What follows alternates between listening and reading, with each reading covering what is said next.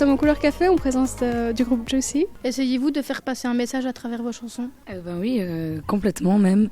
On a sorti un premier EP en mars 2018 qui lui parlait de la femme, de sa place dans la société, de son rapport à l'homme. Donc ça, c'était le message très fort de notre premier EP, qui était clairement féministe. Et ensuite, avec le deuxième, on aborde des sujets complètement différents, mais on a toujours envie d'aborder des messages forts et raconter des vraies choses, parce qu'on trouve que c'est très important de ne pas dire n'importe quoi. Comment vous êtes-vous rencontrés ? On s'est rencontrés il y a 7-8 ans au conservatoire de jazz.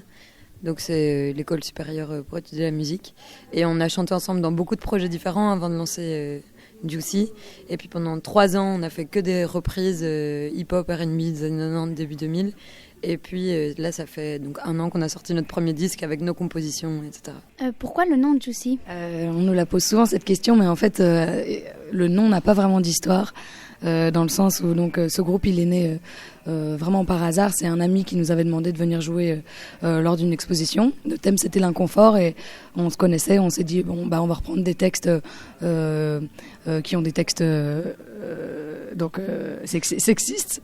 Et si tu veux, après le groupe a évolué parce qu'on nous a demandé de jouer le plus souvent et quelqu'un nous a suggéré un jour Juicy, ça colle bien avec les années 90 et on a dit ok. Et du coup ce nom maintenant nous colle à la peau. Comment vous procédez pour écrire vos chansons ? On écrit tout à deux, on aime bien être hors de Bruxelles pour écrire, donc en général on va ou à la campagne, ou souvent à la campagne ou à la mer. Et on écrit à chaque fois des petits bouts de morceaux, puis on fait écouter à l'autre, et puis on avance comme ça, on écrit toute la musique et puis on écrit les paroles. Mais donc en général, on a besoin de s'isoler, d'être un peu hors de nos vies pour écrire. Est-ce que vous écrivez toujours sur ce que vous vivez ou c'est des choses que parfois vous vivez pas mais que vous comprenez ? Pas vraiment, on parle pas du tout de nos vies à nous. En fait, ce qui est assez agréable avec ce projet, c'est qu'on se permet de justement parler de choses complètement fictives et que le narrateur ne soit pas nous, quoi. Ça peut être des personnages qu'on crée. Et oui, parce qu'après, c'est sûr qu'en utilisant un autre personnage, on peut effectivement parler de beaucoup d'autres choses, quoi. Comment est-ce que vous pouvez définir votre style musical ? C'est difficile de lui coller une étiquette parce que donc comme on vient de ces covers R&B hip-hop des années 90, forcément on a gardé cet ADN-là, mais on vient toutes les deux du jazz, comme on s'est rencontrés donc au conservatoire de jazz toutes les deux, et ça on a vraiment envie que cette influence-là elle soit très présente dans nos compos.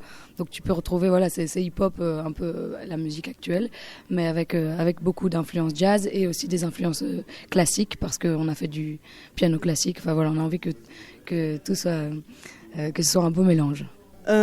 Quels sont vos projets futurs ? Sur quoi vous travaillez ? On a pas mal de concerts cet été et puis on travaille sur un album. Donc pareil, cet été on va écrire et partir en résidence et on aimerait sortir un album en 2020.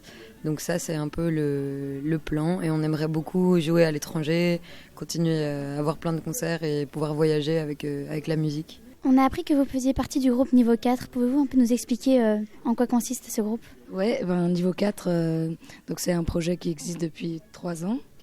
4 ans peut-être. Donc le but au départ c'était donc de choisir un peu des rappeurs et rappeuses flamands et francophones et donc les mettre tous sur scène et faire un show de tous ensemble, quoi, avec plein d'artistes émergents.